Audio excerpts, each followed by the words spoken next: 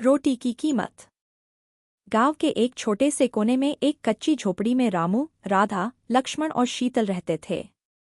रामू एक साधारण किसान था जो अपनी छोटी सी जमीन पर मेहनत करता था। उसके पास बस 2 बीघा जमीन थी, लेकिन फिर भी वह हर दिन पूरी मेहनत और ईमानदारी से काम करता था। उसके जीवन में कोई शोर शराबा नहीं था, न ही कोई ऐशो आराम था, परंतु वह अपने छोटे से परिवार के साथ संतुष्ट था। उसका मानना था कि यदि ईमानदारी से काम किया जाए तो रोटी और परिवार का पेट कभी खाली नहीं रहेगा। राधा, उसकी पत्नी, एक सादगी से भरी महिला थी। वह दिनरात घर के कामों में व्यस्त रहती, बच्चों की देखभाल करती और हर सुबह ताज़ी रोटियां बनाती। उन रोटियों की खासियत यह थी कि वे न सिर्फ स्वादिष्ट होतीं, बल्कि उन रोटियों में उस प्यार और मेहनत का तड़का भी होता जो राधा ने उन्हें बनाने में डाला होता। रामू और राधा की जिंदगी साधारण थी, लेकिन फिर भी वे खुश थे। उनका मानना था कि सबसे जरूरी चीज एक दूसरे का प्यार और विश्वास था। हालांकि हर रात वे कभी कभी अपने बच्चों को न समझ पाते हुए भी धीरे धीरे उनके बड़े होने की चिंता करते थे। उनका सपना था कि वे अपने बच्चों को अच्छी शिक्षा दे सकें, लेकिन उनके पास साधन नहीं थे। एक दिन गांव में एक व्यापारी आया जो पहले कभी नहीं देखा गया था। उसका नाम सुरेश था और वह एक बड़ा व्यापारी था। उसकी गाड़ी चमचमाती थी, कपड़े महंगे थे और उसकी शाही हाव भाव देखकर गांव के लोग चुपचाप उसकी तरफ देखते थे। वह यहाँ व्यापार बढ़ाने के लिए आया था और गांव के प्रमुखों से बातचीत कर रहा था।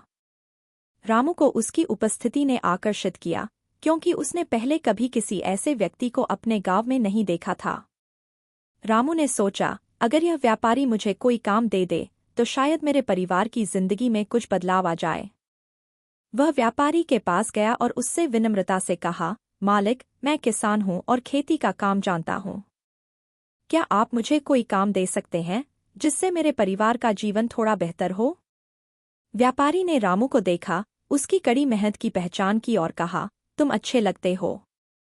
मैं तुम्हें एक छोटा सा काम दे सकता हूँ, लेकिन इसके साथ एक शर्त है। तुम मुझे रोज ताज़ी रोटियां बनाकर भेजोगे। रामू चौंका और हल्का सा आश्चर्य जताया, रोटियां? लेकिन मालिक, मैं और मेरी पत्नी तो खुद अपनी रोटियां बड़ी मुश्किल से बना पाते हैं। व्यापारी हंसते हुए बोला, देखो रामू, रोटियां तो बस एक बहाना है। मैं तुम्हारी मेहनत की कीमत जानना चाहता हूँ।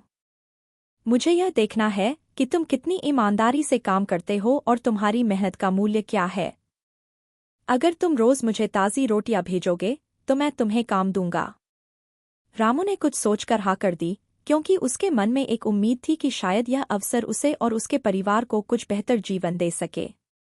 उसने राधा से कहा, राधा, हमें अब हर दिन ताज़ी रोटियां बनानी होंगी, क्योंकि व्यापारी ने कहा है कि हम उसे रोटियां देंगे तो वह हमें काम देगा।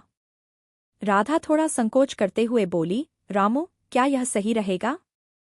हमारे पास सीमित आटा और गेहूं हैं। लेकिन अगर तुम ऐसा सोचते हो कि यह हमारे लिए अच्छा होगा तो हम कोशिश करेंगे। अगले दिन से राधा ने पूरे मन से ताज़ी रोटियां बनानी शुरू कर दी। वह सुबह उठकर आटा गूंथती और तवे पर ताज़ी रोटियां सेंकती। रामू उन्हें लेकर व्यापारी के पास भेज देता। वह दिन भर अपने खेतों में काम करता और फिर घर लौटकर रोटियां बनवाने में व्यस्त रहता। महीने बीतने लगे, लेकिन रामू को कोई विशेष लाभ नहीं हुआ। उसका जीवन पहले जैसा ही था। वह सारा दिन खेतों में काम करता और फिर रोटियां भेजता, लेकिन व्यापारी का व्यवहार कभी नहीं बदलता। उसके पास कोई ठोस जवाब नहीं था। रोटियां भेजते समय उसने कभी यह नहीं पूछा कि व्यापारी उन्हें क्यों चाहता है। एक दिन रामू का धैर्य टूट गया। वह व्यापारी से मिला और हल्के गुस्से में पूछा, मालिक, आप मुझे रोज रोटियां क्यों भेजने के लिए कहते हैं? क्या यह कोई सौदा है या फिर मैं ही कुछ गलत समझ रहा हूँ? व्यापारी हंसते हुए बोला, रामू, तुम तो जानते हो कि रोटियां सिर्फ एक बहाना है। असल में मैं तुम्हारी मेहनत और ईमानदारी की कीमत जानना चाहता था। तुम बिना सवाल किए अपनी मेहनत को रोज मेरे पास भेजते हो। तुमने कभी नहीं पूछा कि तुमसे यह काम क्यों लिया जा रहा है। यही तुम्हारी असली कीमत है, तुम्हारी मेहनत, तुम्हारा समर्पण। यही वह चीज है जो मुझे चाहिए थी। रामू चुप हो गया। वह सोचने लगा, क्या मैं केवल रोटियां बना रहा हूँ या फिर मेरे मेहनत की कीमत कुछ और है? व्यापारी ने कहा, रामू, तुम्हारी रोटियां जितनी स्वादिष्ट हैं, उतनी ही तुम्हारी मेहनत की कीमत भी है। तुम तो केवल रोटियां बना रहे थे, लेकिन असल में तुम जो कर रहे थे, वह तुम्हारी पहचान और ईमानदारी का प्रतीक था। यही असली रोटी की कीमत है। रामू की आंखों में आंसू थे। उसे अब समझ में आया कि रोटियां तो बस एक प्रतीक थीं, लेकिन असल में वह जो कर रहा था, वह उसकी मेहनत, संघर्ष और आत्मसम्मान था।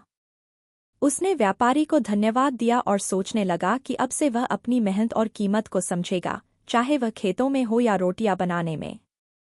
कहानी से शिक्षा: रोटी केवल पेट की भूख मिटाने का साधन नहीं है, बल्कि यह हमारी मेहनत, संघर्ष और समर्पण का प्रतीक है। असल में रोटी की कीमत उस मेहनत में है जो हम हर दिन करते हैं,